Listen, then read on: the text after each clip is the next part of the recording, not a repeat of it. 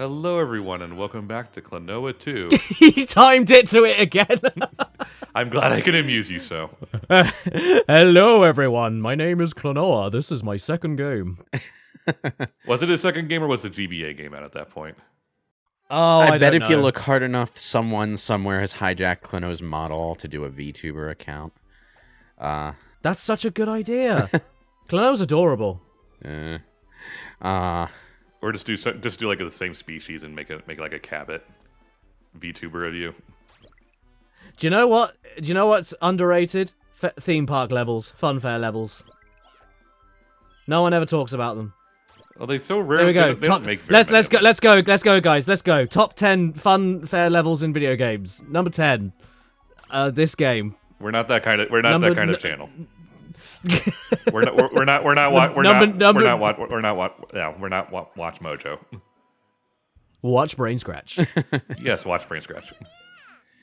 I do like this level, though. It's not just zany carnival antics for the sake of it. There's, like, a world going on in the background. You know, the people, the partygoers, all milling about. I always loved, I think my favorite's probably Ape Escape in the first one, when you go to Spectreland. I love that bit.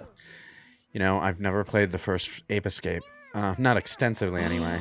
I did play it briefly OMG. back in the day, but... You need to play it on PAL. It's like you're swimming. It's so slow, but it's the version I grew up with and I love, and all the characters speak with British accents. It's really weird. It's one of those games where they did separate localization for both regions for no particular reason. They did that. They actually did that for Ape Escape 2 and 3 as well, so it was really weird because I played Ape Escape 3 probably more than any of the other ones when I was younger, and then I remember seeing someone do a video of it, or I saw cutscenes or something, and they were all speaking American, and it was the weirdest thing. I think the port of the PS4 port of Ape Escape 2 might use the UK localization, actually, now that I'm thinking about it. Oh, okay. But, like, you know, it sounds fine in something like Ape Escape. I will never be able to wrap my head around the two separate British voices for Gex the Gecko, though. Everyone... Yeah, I don't get that either. Everyone who talks about the voice actors online who comes from the UK talks about how annoying the American one is, and like... I don't like... I'm not a big fan either. But, like... I'm not a big fan. But, like... None of the jokes seem like they're written for the British voices either, so it just feels a bit off, no matter who's saying them.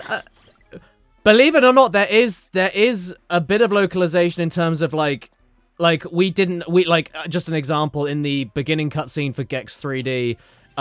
He says something about a telethon, and in the UK they change it to daytime chat show because no one knows what a telethon is in the UK. I do remember that. It's like the most British phrase in the game. Yeah, it is. But yeah, so yeah, we get fucking. I forget his name, but he died only recently. Bless him. Great. I just can't remember his name off the top of my head. But then we also got Cat from Red Dwarf in the third one. So we've had all sorts of people voice Gex. Yeah, and it's like, wow, could you imagine two polar opposite voice actors for the same character? Yeah, completely. No, you know, different races as well. Just everything different. Could not be any more different. Just it's completely great. Different goddamn tones. I will give them credit at least for picking a voice actor in Gex 2 that fit the James Bond parody tone of the game. He's got such a smooth voice. He was a Carry On actor. I don't know if you've seen any Carry On movies, but oh god, that's gonna annoy me. What's his fucking name? What is his name? His name is I don't know. The name Phillips is floating around in my head. Leslie Phillips, I think it is. That sounds correct. Yes, that sounds right according to my memory. Yeah, it's Leslie Phillips. It is Leslie Phillips. Yeah, there he is. Yeah, he died, 7th of November, 2022. I was trying to decide if that was really the name of the actor, if I was for some reason thinking of the Philips CDI. Because whenever I think Gex, my brain goes to failed PS1 era consoles. Oh my god. God, he was 98. Jeez. Wow, he lived longer than a real gecko. Good man. That's such a weird, It's starting to make me think why he didn't come back for the third one. Maybe it was just such a weird. Like, I don't know if he was a Shakespearean trained actor, but there must have been some sort of blip on his resume. Maybe he didn't get paid enough. I don't know. But yeah, it's weird. Maybe. By the way, Gex 3 fucks. I love Gex 3. One of the best 3D platformers ever. I love it. You know, objectively speaking, Gex 3 is definitely a better game than 2, but my heart will always belong to Enter the Gecko. And I don't blame you. I like Enter the Gecko a lot. I don't mind it at all. It's just, Gex 3 is so good. It's so good. Yeah. Gex 3 has more of that Banjo-Kazooie non-linearity in its design. Yeah, like the hub worlds and everything. And the soundtrack is so good as well. Yeah. But at the same time, I just really love the level design in Gex 2. What the heck is this frickin' hat kid demon looking thing doing here? It's a toddler in his dad's suit. What's that shadow ghost demon thing from A Hat in Time? I'm thinking of that thing now. Oh, the Snatcher? I think so. Yeah.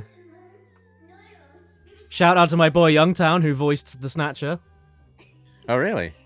Yeah, he did. I remember there being a couple of internet personalities involved in that game.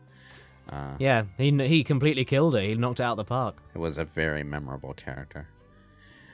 Mm-hmm. I need to play that game again, and this time not for a live stream, because like the only time I finished the game was like live on stream, and I It's definitely one of those things. Like, it's one of those games where it's a bit too open-ended for me to stream comfortably. I prefer having a bit of direction while I'm streaming, so I don't have to think too hard while I'm talking. I remember frickin' complaining to the ends of the world during Alpine Skyline because of how how overly large that level was. Yeah, but it's better when you're just left to your own devices and exploring it yourself. And that's the thing about live streaming a game like that, is that you don't really have enough time or mental bandwidth to fully explore things, so you kind of have to just sort of play with whatever you have time to notice. And so of course all the games that I ever feel like live streaming are of course open world games, because I guess I'm just a glutton. I guess I'm just a goddamn glutton for punishment. You like a challenge. I can admire that. That's fine. It's more like I get my kicks exploring more than I do like I feel like I have more to think about when I'm exploring. If that makes any sense. That's why you prefer walking around theme parks instead of going to them and riding the rides. Maybe. It's weird though, because when it comes to platformers, I definitely prefer like the linear challenge over the like more random ass Mario 64 objectives. So you're a fascinating man. I'm just a walking mass of complexity and contradiction. I thought you were gonna say cum. I thought you were gonna say cum. What? I'm a walking mass of cum, man. Well, now I can't edit out that little stutter there. I have to leave it in because otherwise they won't get why you like. I usually try to edit that kind of stuff out, man. No, you weren't gonna let that slip past me, man. You invited me on. This is what you paid for. I did no such thing. Your mind is just eternally in the gutter, Caddy. Yeah, it is. It is. Have you never noticed how the thing that Klonoa's holding is a toilet seat? Because that totally is a toilet seat. It looks like it could be. Yeah, now that I'm looking at it. Yeah, exactly. I'm not the only one. Like in a really fancy house where the homeowner insists on like ornamenting literally everything. It's got curtains on the bottom of the toilet lid. Yeah. Or like a really fancy like cushion on the toilet, you know. Oh God, what's that? What that? What the fuck is this Addams family bullshit? Something's wrong here. Yeah, that's the most sense anyone's made in this whole game. You know, for some oddball reason, this cutscene has done more for my drive to, like, revisit the Addams family than any actual Addams family stuff I've encountered so far. Well, compared to what, though? Well, I don't know. There was, like, some frickin' cookie-cutter modern CGI Addams family thing that I saw. Oh, I see. I heard the Wednesday Addams show on Netflix was good. It's pretty good. It's all. It's not. Yeah. It's the same with most things. Don't buy into the hype. It's a decent show. It's good. It's fine. You know. I mean, yeah. You never want to watch it again. I'm good. You know. I'm fine with that. You know, just a relaxing time for one watch through. An interesting enough story. Yeah, it's fine. It's really at the most decent thing I could describe as being decent. You know. Yeah. Kind of sounds like maybe like the Netflix She-Ra, which I really liked the one time I watched it, but I don't really feel like going to rewatch it again. Yeah, I didn't see that. It's okay. Good story, good characters. Yeah. Picks up in season 2. Season 1's a bit bland. I heard it was too woke, so you know. Well, there is like lesbian romance going on between She-Ra and Catra. No! Catra, but like. It's like, see, here's something I don't understand. 1 second, it's too woke to have girls with muscles, and then the second that you take She-Ra and take away the muscles, it's also woke. So what's woke exactly? What? Well, they didn't really take away the muscles. It's more like the art style doesn't emphasize them quite as much. Well, I say that, but the old art style didn't emphasize them at all, so it's still more muscly. It's just weird. It's just like the show starts off feeling a bit like it has that kind of cliche modern children's show feel to it. But I think it really picks up steam like toward the end of the first season. When it gets less episodic and is more focused on its ongoing storylines, then it gets interesting. But the first few story arcs are really like one and done episodes that don't really flow into each other as well. As long as it doesn't feel like it exists to sell toys, I suppose. Well, yeah, but that was She-Ra in a nutshell before. Yeah, I know. That's what I mean. Like, I've never really understood those kinds of shows from the 80s. I know people have nostalgia for them. I can't watch them because I just can't get over, like, they are just big, massive ads. All the characters had to look just a little too similar because they all had to design action figures for them, and they all had to fit literally the same mold. The same mold, yeah. So, but like, you know, I do have a soft spot for some of the old He-Man toys, if only because they got pretty creative with some of them. The toys, I mean, not the show. But like, I never actually watched She-Ra back in the day. I barely even knew it existed, so I had no nostalgia going into that show. Okay. I just had a Netflix subscription, and I was like, okay, this looks interesting. I'll watch it. I was like, okay, this is good. And then I got to season 2, and I'm like, this was actually pretty great. Oh, okay. I'll add it to my watch. I'll add it to my watch list. I'll tell you this though, the antagonist of the final season is kind of nightmare fuel. Like, that was the best part of the show. More nightmare fuel than this thing here, because this is pretty nightmare fuel right now. What, Mr. Flower Power over here? The flower clown. This looks like a Pokemon that the second gym leader in Scarlet and Violet might have summoned. Oh, it's the clone fight. I remember the bosses a little bit more because the most recent thing I did when I finished streaming was the boss rush, so I kind of remember these guys a little bit more. I'll give them credit. Mixing the aesthetic of a clown with flowers is not something you see every day. No. This background is also extremely croc. Yeah, it's very... Yeah, you're right. This is like... Well, at least it's rotating in the correct direction, but... Like most of Croc's skyboxes and backgrounds are all silhouetted and like, yeah, I remember. Yeah, they look exactly like this. I actually spent a good amount of time getting the PC version of that game running on my rig. Thanks, my Abandonware. Oh yeah, it's isn't it? Yeah, Abandonware. I was gonna say, yeah. So no one owns the rights to Croc right now. Is that the idea? I don't remember, but like, regardless of who owns the rights, if like the game hasn't been legally released in a certain amount of time, then and nobody's doing anything with the IP, then it falls into the Abandonware category. And it's like, got it. Yeah, at that point, why would anyone bother you over it? No one's enforcing the IP anyway. Nice. But the flip side of that, the flip side of that coin is that you always have to be like on the lookout for like when whoever the rights holder is decides to pick up the IP again and do something with it. And annoyingly, sometimes that it's almost kind of, I felt like that with Metroid a little bit. Sometimes it requires people to do illegal things in order for the company to go, oh, hang on, they're doing it illegally and loads of people like it. Let's now take it back, even though we haven't done anything with it for 20 years. That as it happened was just like a quirk of some really awful timing, because they were already working on a Metroid 2 remake. Oh, I didn't know that. I didn't know that. It was like, just some really, really weird timing.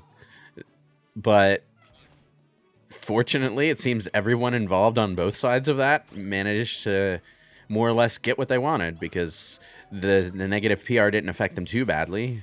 People liked both remakes, and AM2R got finished. So. And it's finished forever. Yeah, but as we all know, once it's on the internet, it's on the internet forever.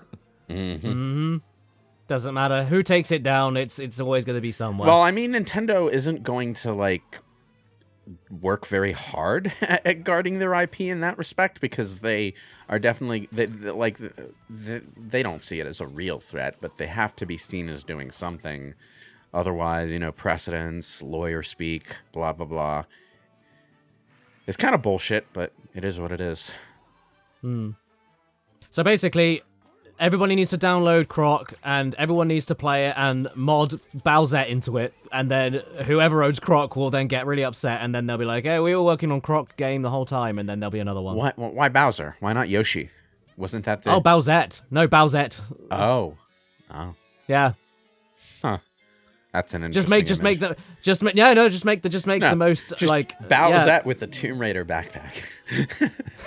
Yeah, exactly. Just do like the lamest, just most not even lamest, most adulterous shit you can with Croc, and then they'll get really upset and then say, all right, well, we're suing you because we were making a Croc game the whole time, so yeah.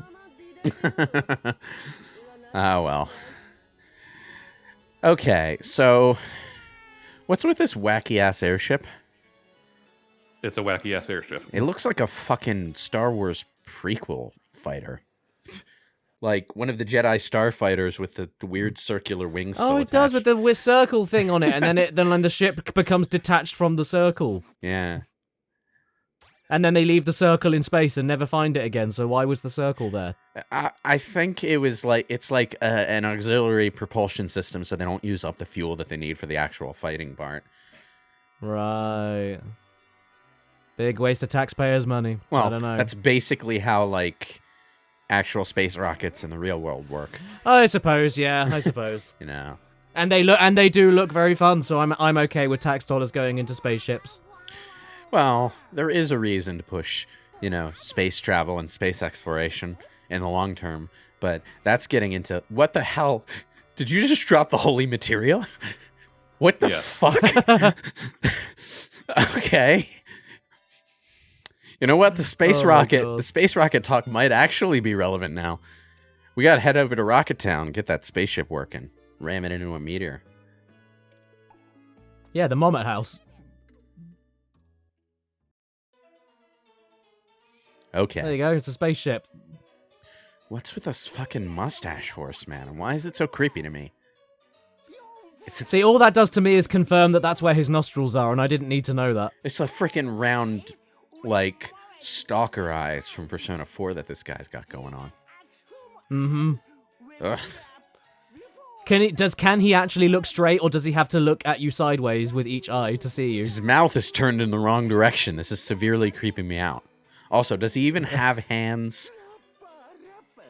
They're somewhere under the seas. Yeah, I think it's just one of those, like, Ugh. oh yeah, my son got into daddy's wardrobe and is now going to work. This is how fucking weird my brain works. I just imagine, like, the opening to Sword Art Online where Akihiko Kayaba comes down in his big red robe, except it's this guy.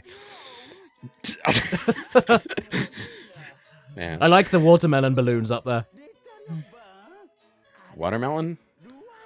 Yeah, the watermelon balloons. I don't really see it. The texture's not quite right for that. The stripes are. You see, that's how weird my mind is. I think Sword Art Online with mascot villain, and you see watermelon balloons, and I just say, nah, I don't see it. The texture's not quite right. Yeah, you see that, and I see, oh, it's it's 3 toddlers in a trench coat, and you're like, that's Sword Art Online. What are you talking about? Oh man. You just got like a library of references just crammed into your head. I just realized what this fucking thing reminds me of. It's the old lady from Skyward Sword. Yeah, the tent. She takes the tent with her. Yeah. Wow. You mean Impa? Was that Impa? Yeah. I thought Impa was the ninja lady. They're both Impa. What? Oh, Time don't. travel shenanigans. Oh, fuck it. Of course it's time travel shenanigans. What am I talking about? I could never like stick with that game long enough to finish it, so I'm a little rusty on the plot twists. I might have looked that up on a wiki at some point and forgotten about it at some point, though, because I'm not terribly surprised. Also, every time I look at this redheaded noseless girl, like my brain just jumps to Chibi Aerith as a male woman in some yeah, and giant ears. In some godforsaken chibi spinoff like Worlds of Final Fantasy. Yeah. She's like a volunteer magnet delivery woman. Did you know there was Did you know there was like a chibi version of Twisted Metal? No, but I'm not super surprised. Yeah, I've been discovering a lot of things every time I come to a US con. I have a list on my phone of US only PS1 games that I look for, and it's called, what's it called? Twisted Metal Small Brawl. That's what it's called. And yeah, it never came out in this country. But then Twisted Metal 3 and 4 never came out in this country either, so that's weird. But yeah, Small Brawl it's called. It's basically chibi Twisted Metal. Weird. Twisted Metal is one of those series I always knew about and saw in magazines and shit, especially the Clown Car, but never really played it, so. Nah, same here. Speaking of Impa, is this maybe her past self version? She's got the eye thing going on. I still don't know what that thing is on her head.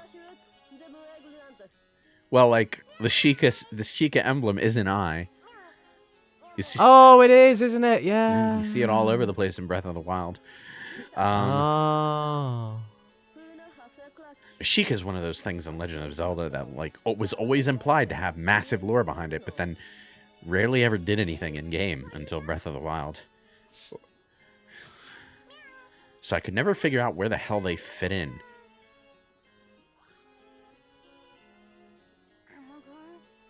Don't you love it when characters that can float or fly bounce? It kind of gives them the feeling like they have like a hover. They have a hover thing on the bottom, so like they can't really float, but they can sort of repel themselves from the ground. And that's I suppose that's another indicator of how weird my brain is, because I actually look at the shit and try to figure out how it mechanically works. See, I just look at like something that floats or flies, and I'm like, okay, why don't you fly all the time? Because you're flying right now, you know? Yeah. Well, I'm enough into sci-fi stuff that my brain goes down that road whenever I see something like that. I'm like, okay, how does this work? How would I explain this if I was the writer answering questions in an interview?